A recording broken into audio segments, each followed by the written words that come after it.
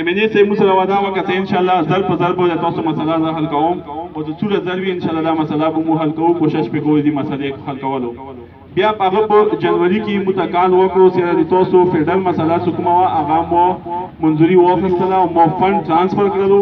او فند به کله ترانسفر کو تاسو ته سروې د پاره یو کار ترتیب په جنوري کې یو کار مو ته سروې ته راغلو د سروې مطلب دا و چې مو بار بار ام ان ای صاحب تان کړو ویزلو بار بار دفتر ته ویزلو صاحب هغه مو ته سترګو ته خاورې راوچولې چې بس تاسو ته سروې شروع کړه نو جنوري نه بعد و سپوري بیا په دې شی باندې امان لري شوی هغه نه بعد بیا د مو ایسی صاحب چونکه تاسو اوس خورولو تاسو افیس کې مو دوه اپلیکیشن جمع کړی دي یو په 13 ستمبر 2018 باندې بل په 19 اگست جولای باندې هغه په 2019 باندې دا مو جمع کړو هغه کې بیا تاسو سره خپل متعهد قسم ته ریسپانس ملو نشو بیا هغه نه بعد مو لوړو په 21 دسمبر 2018 باندې مو ټیسټ کوچی پېښور ته لوړو هغه د کوم اپلیکیشن جمع کړو په 21 دسمبر 2018 نه تر اوسه پورې متعهد قسم ته جواب ملو نشو هغه نه بعد بیا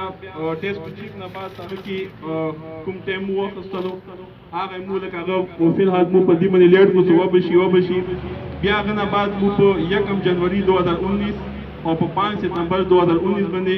مو د 114 وینګ کمانډر کولم ملیشیا حکم دی هغه ته مو د اپلیکیشن ویل کړو په هغه باندې اوسه پورې هیڅ قسم ته عمل ونه شو بیا اخیری درخواست کوم لیکلو هغه ټیسټ کو چیف ته کوم لیکلو هغه کې کاپی شوی دی 11 کوډ پېښور QC کوهارت CMKPK کوهارت کمشنر DC کورم کمانډنٹ کورم ملیشیا MNA NA45 MPA PK 108 AC لوور کورم دا وته مو بیا په 1 ستمبر باندې مو بیا اپلیکیشن ولې کولو چې تاسو مهرباني وکړو مو ته مسلې بجلی مسله بیا شروع شوه بیا چونکی اوس ورلوډ دی فیډرل هغه د کی چلیږي نه او دا تقریبا مسلسل 2 هفته وشپې ته دی پرکین بجلی بالکل نه چلیږي نو 2 هفتو نه زیات 2 هفته په دې وشپې ته دا بالکل مکمل باندې او 2 هفتو نه مخکې به څلور د 5 منټ وچې دا بیا و 5 ولا اوس چونکی 11 بجې ټایم دی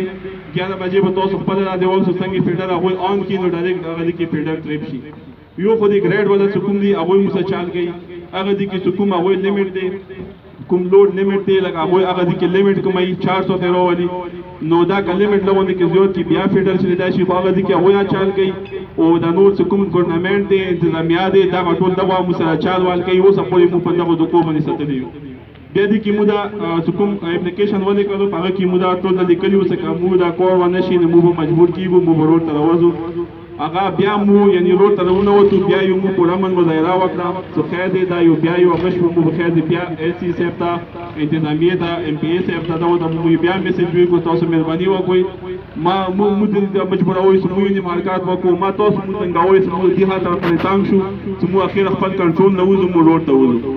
نو دی واجی مو بیا د درخواست وکړو تاسو او نن دغه پرمن مظاهره کې ټول مشران بزرګان نوستي نوجوانان نوستي صرف اندی مظاهره دا 15 شنه نوستي سمو ته د فیډرل مسله دا متضرر په حل کړی شي د فیډرل مسلې حل کول چونکه